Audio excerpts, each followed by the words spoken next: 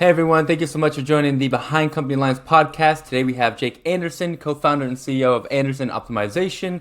Anderson Optimization is a software as a service company that helps renewable developers automate their early stage development and site selection processes. Jake, I'm so excited to chat with you, not only because of your background and your experience, but also kind of what you're doing in this space that I think a lot of us were aware of sustainability, we're aware of renewable energy, and we all kind of want this whole future of this zero carbon emissions, but it's not that simple, and especially in an infrastructural and a foundational level that I think a lot of us are unaware of. So really excited to see how your company is really attacking that and really kind of automating a lot of the processes that I'm sure were either outdated or working on legacy technologies that need that kind of up level in terms of technical equipment and ability and things like that. So before we get into all that, what were you doing before you started the company? Yeah, absolutely. It's kind of funny. I actually come from a background that has nothing to do with energy whatsoever. So I previously worked in Fortune 500 corporate finance. I was working at General Mills, actually. So in the CPG sector, doing financial work across a variety of areas, supply chain, finance, international, and a variety of other areas. But yeah, always had wanted to start my own company. So then at a certain point, downshifted to part-time there when I was kind of starting to figure out what I wanted to do. And then ultimately, left back in 2017 to go full-time on AO. Yeah, it's so fascinating thinking about that transition. What brought you from finance to renewable energy? Yeah, so it's kind of a funny story. So I knew I always wanted to start my own company. So I initially went into finance just with the thesis that any company that you ultimately decide to start is going to have finance. That's a key function. So I knew I wanted that. So like I said, I initially went part-time and was working on starting a company broadly in software, but actually on a different idea. But around that same time, my cousin, who is now my business partner, he was finishing up his PhD in what is called energy system modeling, which is very technical jargon term, but basically he was studying mathematical models to simulate the energy grid, and he also was getting heavily recruited to industry to kind of bring that research to the industry sector. And he and I got to talking as we were both kind of wanting to do something as starting a company, and we said, well, I'm more of a business person, he's more of a technical person, so instead of us each trying to go it alone, why don't we team up? Decided to do something in energy, and then we kind of took it from there. And what was being done beforehand? Obviously, I don't think a lot of us know about the systems behind what it means to kind of create a highly efficient energy kind of system. What was you being used in the incumbent, and how much, just to dive into it, how much of the process was inefficient? What was being done beforehand? What were the practices? Absolutely. So it's kind of interesting. So even for us, like I said, we knew we wanted to do something broadly in energy, but we really didn't know where we wanted to start, because like the research my cousin, business partner, were doing at the time, really advanced stuff that we knew was not going to be reasonable to tackle first. So we spent like a good year to year and a half just reaching out and hearing where problems were. And what we kept hearing was just how much of a pain this what's called renewable siting or renewable site selection is. And that's, again, a technical term, but basically what that means is, if you're familiar with what a solar farm is, basically there's a whole lot of work that goes into saying that's a good place to put a solar farm, and then we automate that work. So a few of the things that you have to do, for example, is you have to find a piece of land, and you have to figure out who owns that land. You then have to make sure it's nearby the energy grid, so you can actually get that energy into the energy system. And then two, on that piece of land, you basically do a full lot of analysis with different data sets to say, I can't put my solar farm on a pond. I can't put it on under a forest. I can't put it on a hill, or it's going to tip over. And there's all of these different factors that go into making a site viable or not viable. And so literally the way this used to be done, and like sort of our aha moment, if you will, was we kept hearing the story of people were just sending their people to random towns across America, and they would rent a car and just drive under power lines and trace them out in Google Earth. And that was step one. And then once they did that, then they'd have to go to like another company to go purchase some parcel data, and parcels are pieces of land. And they'd have to go then purchase that and then see where those lines they traced overlapped with land, and then figure out who owned them. And then they'd have to go to all of these different websites. So they'd have to go to one where the wetland data is, one where the flood data was, one where the slope data was, and they'd have to manually put all of that together. And we were like, well, at the very least, we can just put all that data in one place, and we'll definitely make it so you don't have to drive around. So that was the story we heard. And then we also knew it was a good starting point, because once you find that site, you need to make sure the energy can get into the grid. And that's Yeah. exactly what Eric, my co-founder, cousin, business partner, his PhD was in. So he said, oh, great, we can get our foot in the door with this site selection. And then we can really advance that by this modeling research from his background. So then, kind of took it to industry, didn't really know a whole lot. So we just kept asking, what's the problem? And then we built a piece of our platform and we'd say, does this solve it? And they'd say, yes, but then we solve this problem. And we build a fix for that. And then suddenly people said, yes, this fixes my problems. And then we were kind of off to the races. It's incredible to think about. Obviously, there's some obvious reasons why you wouldn't put solar in certain areas. You mentioned obviously like forest or a pond, but I guess for the audience and for my own curiosity, what are some less obvious reasons why solar can't be built in certain areas that we might not know of that wouldn't come to you by just visiting the site, I guess also? Absolutely. So one that was sort of like a big aha moment for me was just like the proximity to the actual electricity grid. So you either have to basically have a property that's like right next to a power line or next to what's called a substation. And that's, again, technical term, but basically it's like these things where that are transformers. You can basically think of it as a place you can plug that energy in. And basically we had to find, you have to be within like a mile of one of those or directly intersecting a power line because it's really expensive apparently to build power lines. It's like in the scale of millions of dollars per mile. So like if you're more than a mile away from one of these substations or a power line, like your project's just not going to be viable. So like that proximity piece was really enlightening for me. And then there's just like weird ones too that I would have never thought about. Like you can't be a certain radius from an airport because of like homeland security restrictions. You obviously we're actually trying to avoid buildings, even though you can do solar on building rooftops. So it's just there are all of these different quirks that I never thought of. Endangered species. Like if you're in a zone where there's endangered species, you can't build there. So yeah, there are all of these factors that go into it that are just used to be individual pieces of analysis you have to do. And then we basically put that all into one place and then automated it. And also, go on top of the proximity piece, will that kind of change along the way? Or what you said, obviously it's a huge kind of operation to feed into a power line or even build a power line. But what is the process and mechanics behind just plugging in and setting up your solar station, plugging in and then cooperating to add more energy, but also I'm sure there's some benefits that come with it. But what's that process like? So that's like the other thing that was enlightening to me is how hard it is to actually make this. So like when things happen in our system, to get to the real world, it's like a 3 to 4 year turnaround period. So right now, and even after all of the advancement we've helped and others have helped to bring this industry, it's still a really lengthy process. And that's because of what's called the interconnection queue. And basically what that means is, so everyone's familiar with like what a utility is. You pay your utility bill, they do the electricity. Above utilities are what are called independent system operators. They basically oversee all of the utilities and make sure the grid doesn't break down.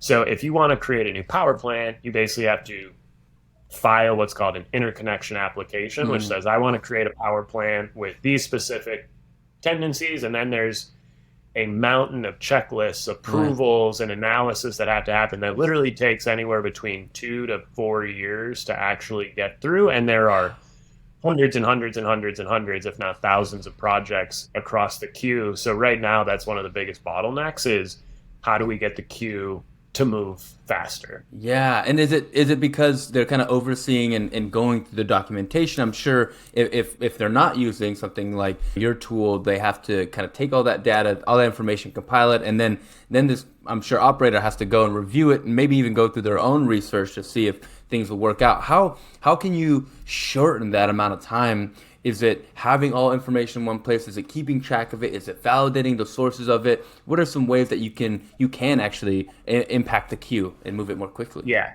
absolutely. So for us right now, we're more focused on, because there are different stages. So the queue itself, that's going to need a pretty dramatic overhaul. That's kind of on our long-term roadmap once we focus. But what we've done is taken the developer process, which is the other side of it, like actually getting this project developed. Because even on that, there are basically different stages. You can just, as soon as you have a property, because the way this works is our users go try to lease a piece of land and say, we'll pay you X dollars per year for the next 20 years if you let us lease your land to put a solar farm on it. And then there's the next phase where then you actually have to, okay, you now have this piece of land and you know where you can build on it. Now I actually have to design where I'm going to put panels. Is that going to make enough energy?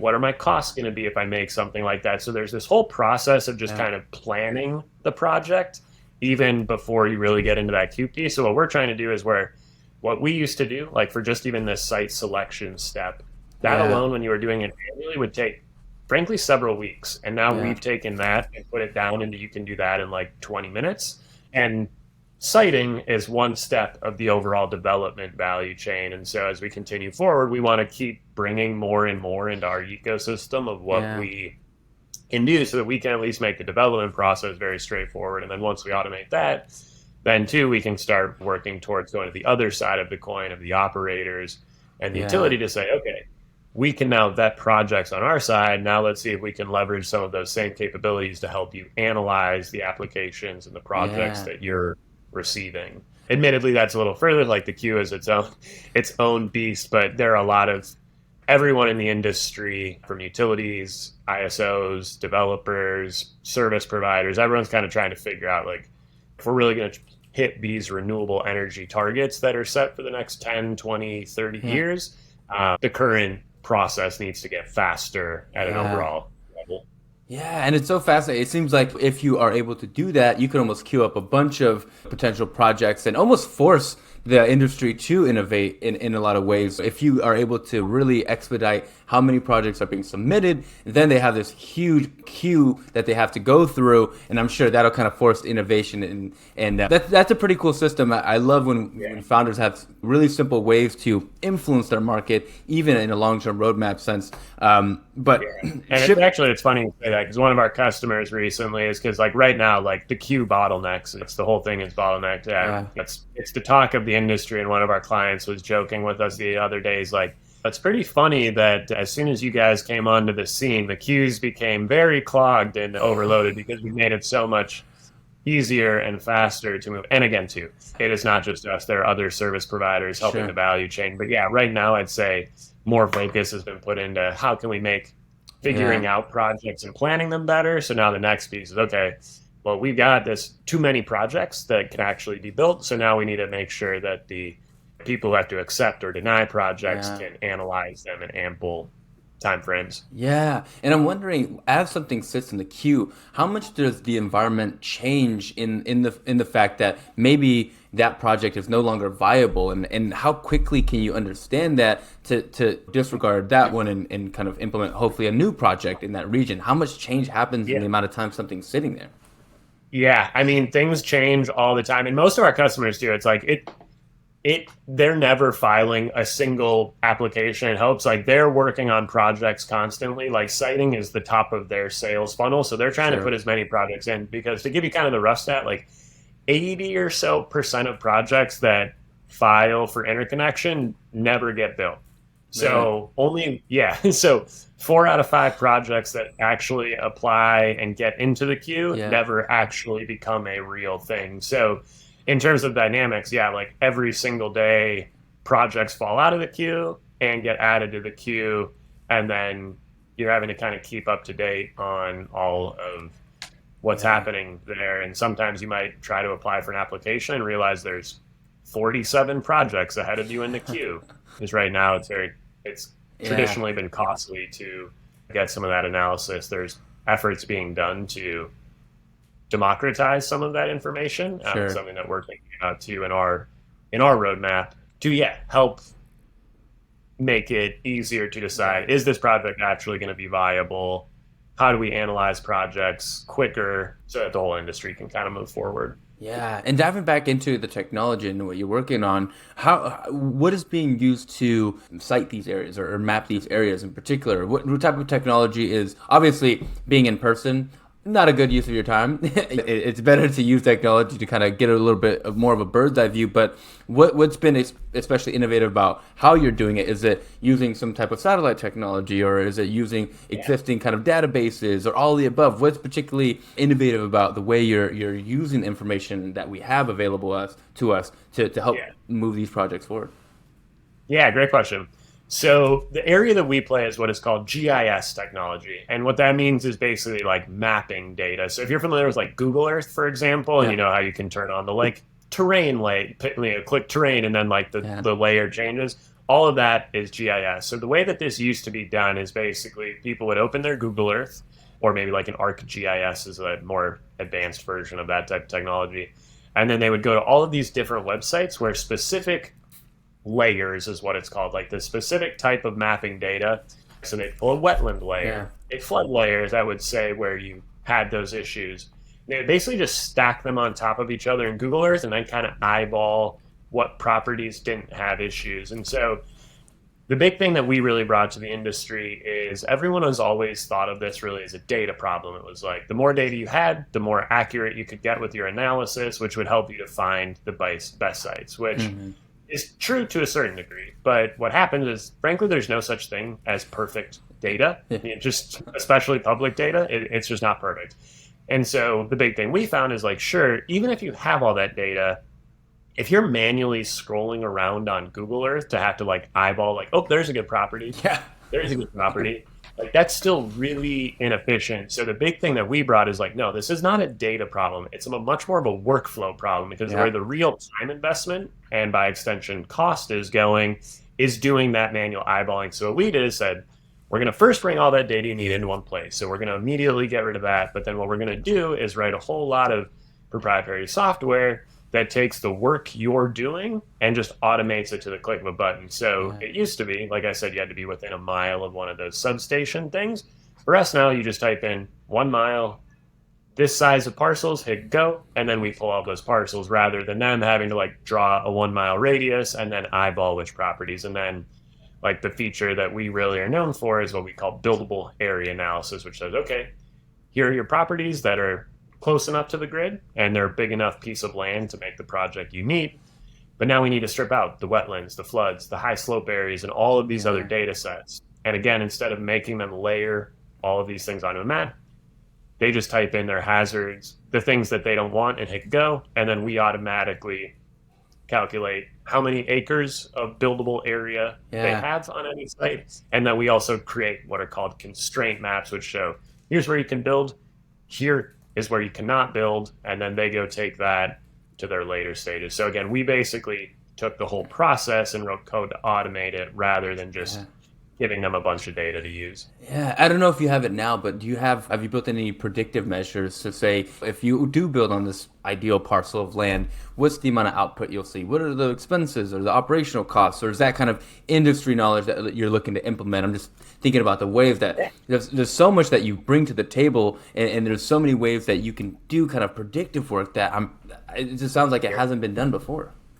Yeah, great question. So you're hitting the nail on the head. So that's exact. So right after siting is what we do. Then the next step is what is called like early stage layout and resource assessment. Resource is basically how much energy will this generate. So what they do is they find the buildable area in our site, and then they take that to other softwares that have done what we've done for siting. They've done it for array layout work. And then they basically take that buildable area and then lay out a bunch of panels, and then they run these mathematical models that say, okay, based on that design, you're going to generate that much energy. And then they have internal financial models that say, for that much energy, we have roughly this price, roughly it's going to be this cost. And then that kind of helps guide, okay, do we want to take it to the late stage, which is then you do like a more like detailed CAD design, which is like a really nitty gritty fine grain. And again, there's service providers there. So we're on very friendly terms with do that and have some kind of partnerships in that space. And as we continue to grow, we're going to be continuing to formalize that so that we can offer more and more of the value chain automated in one as possible. Yeah. Well, how many, I don't know if you have a number for this, is speculation, but how many buildable areas do we have available to us that are not being utilized? And what is the optimum kind of siting environment that you'll see kind of selected for these projects? Yeah, great question. So in terms of like total buildable acres across the US, like definitely don't have a stat, but yeah, like don't really have a stat because we haven't really processed the whole country. But in terms of these projects, how much you need is there's a wide range of how big these projects are. Like the lowest type of project we work with is what's called 5 megawatts, which is still quite a bit of energy because the projects we work with are the ones on the ground, not like a rooftop. So they're pretty big. And so for that, you need about 25 buildable acres. But we have companies that will do 500 megawatt projects. For that, you're going to need 2,500 to like 3,000 acres, give or take. So like very large scale. Yeah. So some of the sites that our users are looking for can be several square miles, and then we analyze that for them basically. Yeah, yeah, and I know obviously this might be an obvious question, but why should we care so much about it?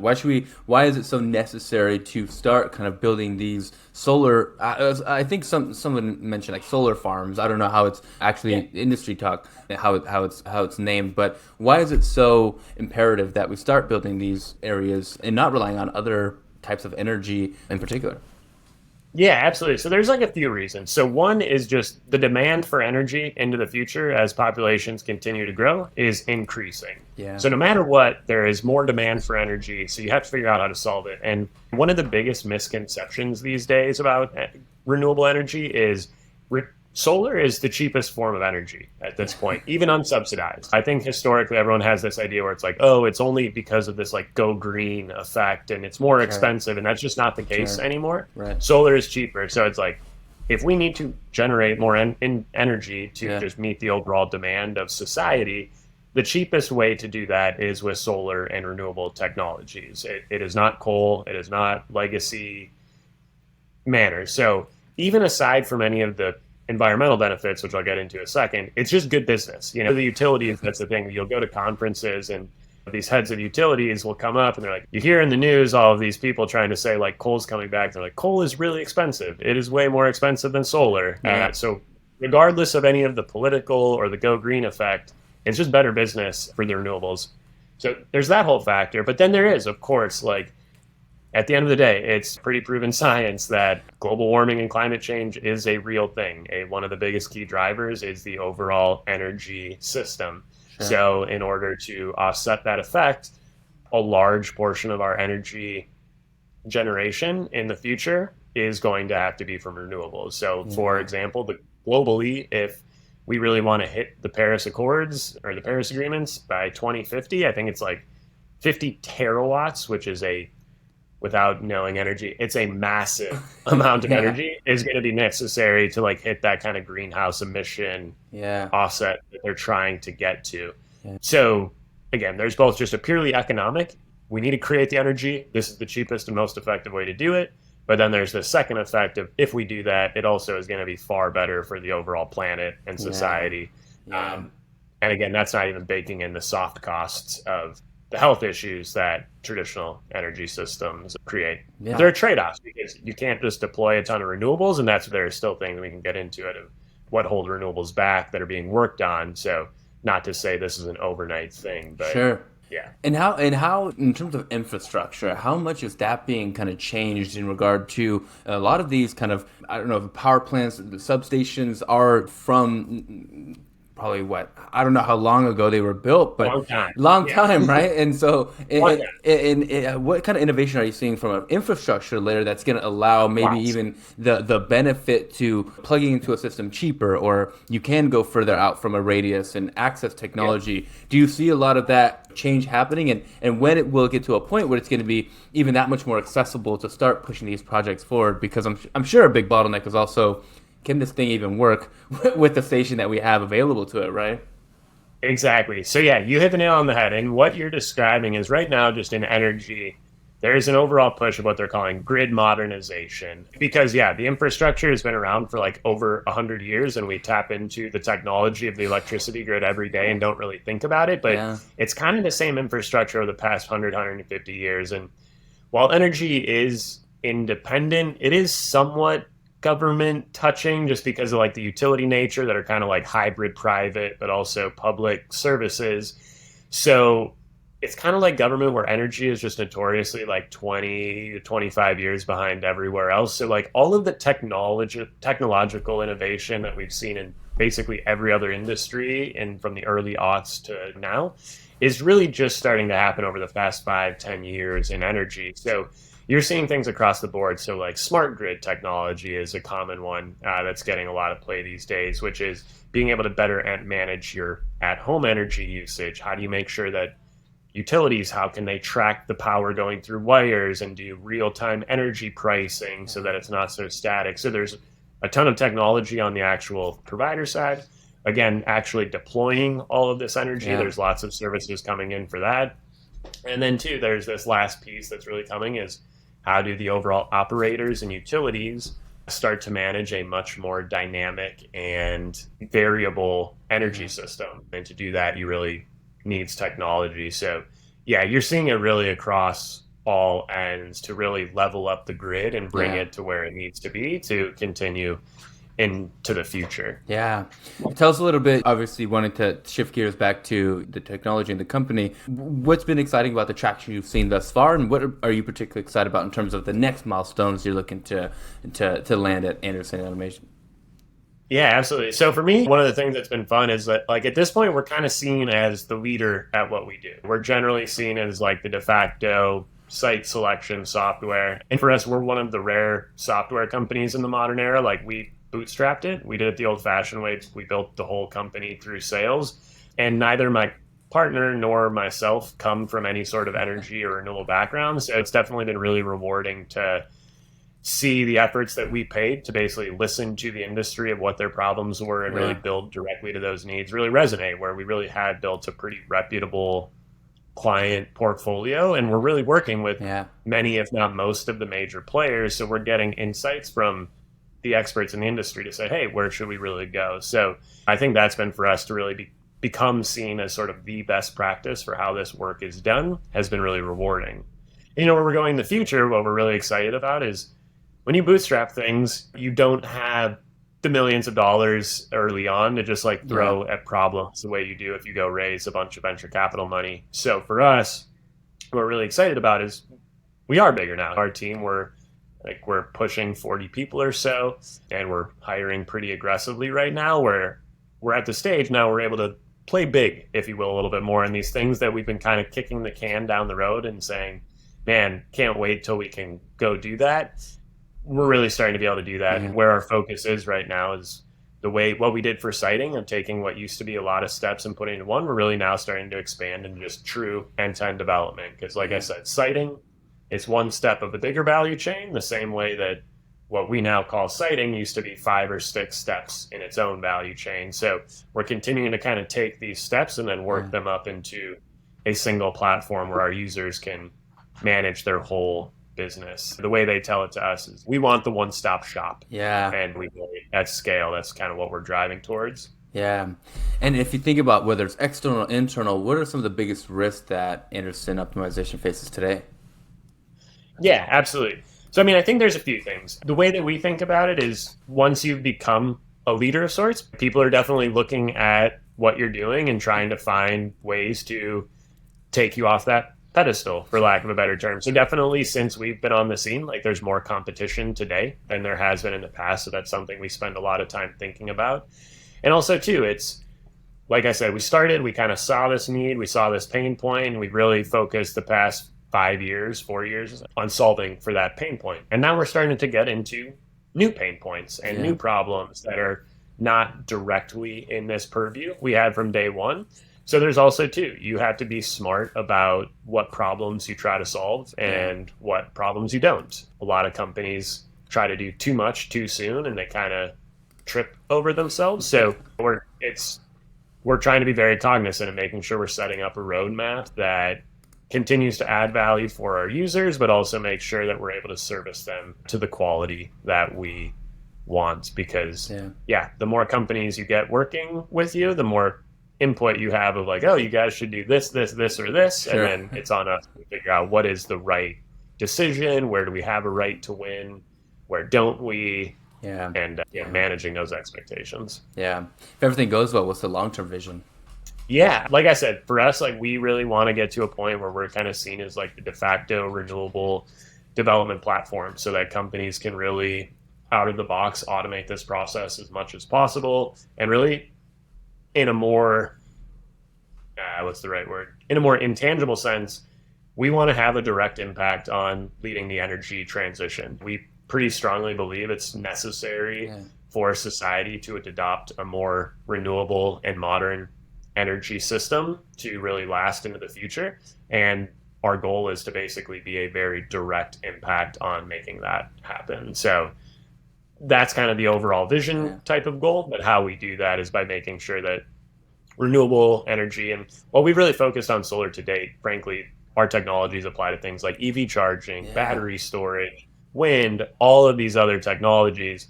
And we kind of want to be a service provider that helps to be a foundation for how that work actually gets done.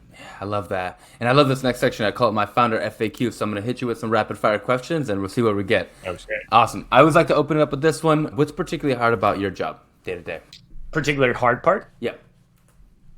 Ooh, that's a good question. I think for me, it is balancing meeting time versus desk work time. I think that's one of the biggest things for me as we've gotten bigger is all of a sudden we do have a team of 40 some people. And since we were bootstrapped, where early on in our time, like I was very much on the ground floor and on the ground doing a lot of work, whereas I'm now transitioning where my calendar is notoriously very full with meetings, but I also still am and pretty directly involved with projects. So I'm really working to work through my team versus naturally being like, oh yeah, I need to go get this task done because that's just no longer feasible. So that time management perspective has definitely become a trickier part to manage. Yeah.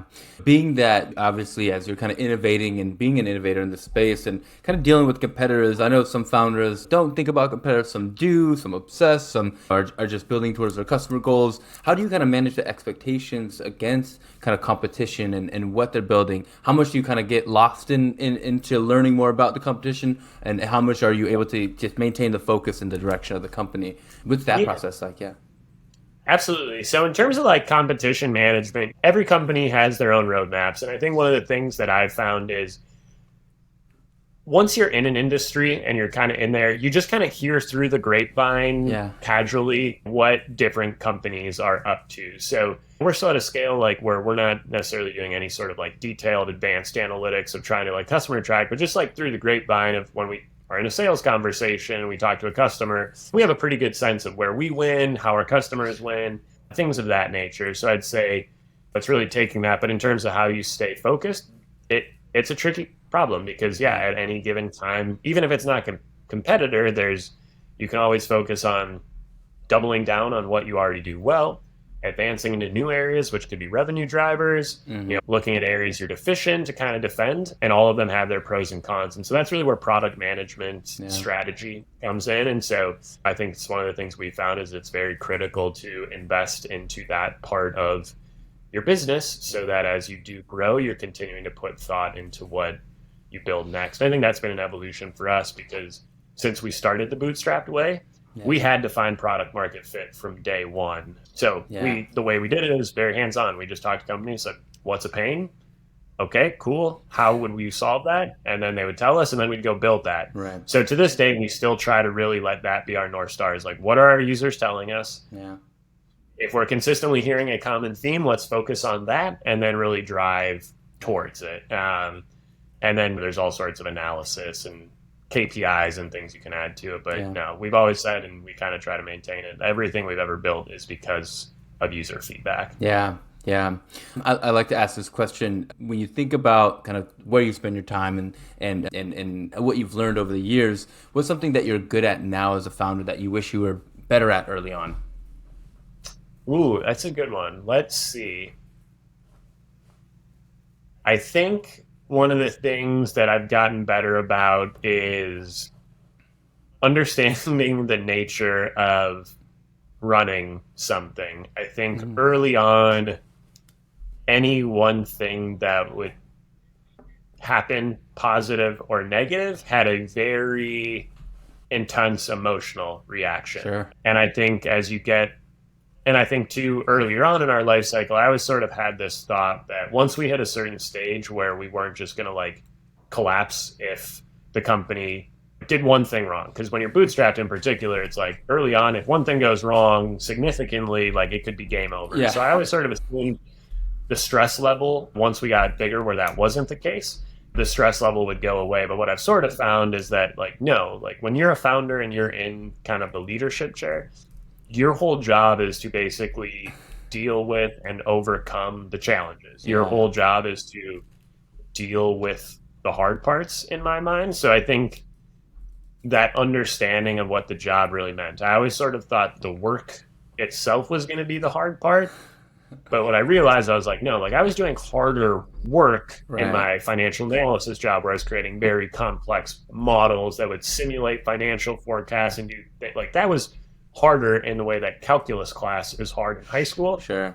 The work I'm doing right now is it's mostly conversations, emails, reports, things like that, that like anyone could do those tasks. But the part that's much harder is, yeah, that mental burden of, you know, we have a commitment to our people to make sure that the company keeps growing. We have a commitment to our users to keep making sure that we're solving their problems. And so Yeah. the pressure of all of that is inherently at the end of the day on you as the founder and the leader of the company. And so I think early on, realizing how much of a mental strain that is something that's definitely grown more of a thick skin towards. Yeah, yeah. A lot of founders talk about just either riding the wave. One founder said, and kind of really ingesting the emotions that come with it, and transmuting it into something else that's maybe more productive, more constructive. But yeah, it's pretty much just like an emotional game, and you really kind of have to ride the wave. But you know, in that sense, it really opens up a lot of opportunity, which is so exciting to see. I always like to ask this question because I love how founders extract knowledge from anything that they ingest. Whether it's early in your career or not, what books or people have influenced or impacted you the most? Ooh, that's a good one. So I would say, and it's tough because some of the people are names that people listening to this won't do, but I'd say early on in our life cycle, like I said, the whole way we got this company started was we would just reach out to companies, say, hey, we have this unique technical skill set. We're trying to start a software company. What problems do you have? And I'd say there are a handful of people and companies through the industry that are now users and people that I've known for years that really did a good job of being like, hey, here is the exact problem that we're looking to solve and we don't know how to do it, and really sat down with us. And we've now been working with those customers for years. To give one, I guess, also specific one, or two specific ones I would say that have kind of been influential in my path is, so in college, in addition to one of my majors was finance, but like I said, I also wanted entrepreneurship. So I did a double major, finance and entre. And one of my entrepreneurship professors, Alan Fine, his whole class, basically, he would just bring in founders and they would all kind of tell their story. And one of the big things, like the whole thesis of his class was like, you don't have to create Google to be a founder. I think a lot of people that want to start their own company, they get so caught up in like founder Twitter that they think like any idea to be a viable company has to be like the next Google, whatever, pick a company. They think it has to be this big thing. And he would talk to them like, I remember he had this one story about a guy that he taught who started like a printer paper company during the class as kind of a joke. And this was in the 90s, and he made like $2 million and then never went and got a job, and he just moved to Hawaii because it was the 90s and he could live on $2 million.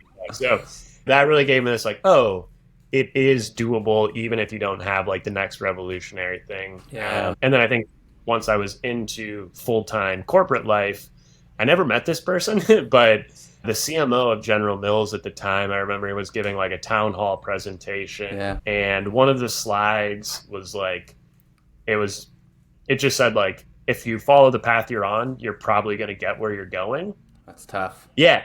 Good line, right? And I was kind of like, well, like I work at this corporation. I kind of know what their stepping stone ladder looks like. I kind of know how I'm doing here at the company. So it's like, if I follow this, like I kind of know where I'm ultimately going, and I knew I wanted to start a company, and I knew that that path was not there. So I was pretty shortly thereafter that that presentation that I made the active effort and went to my boss and was like, I want to go to part-time to try to start a company.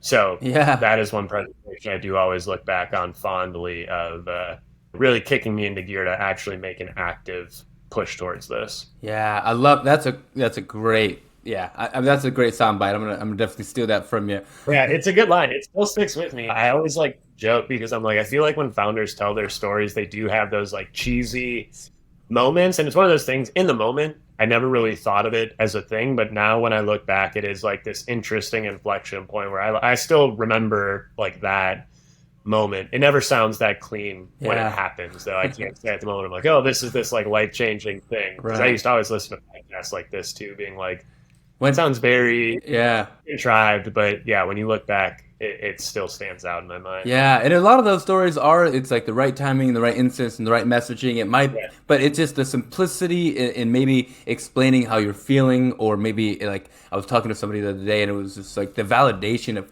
things that you already kind of assumed or predicted or hypothesized.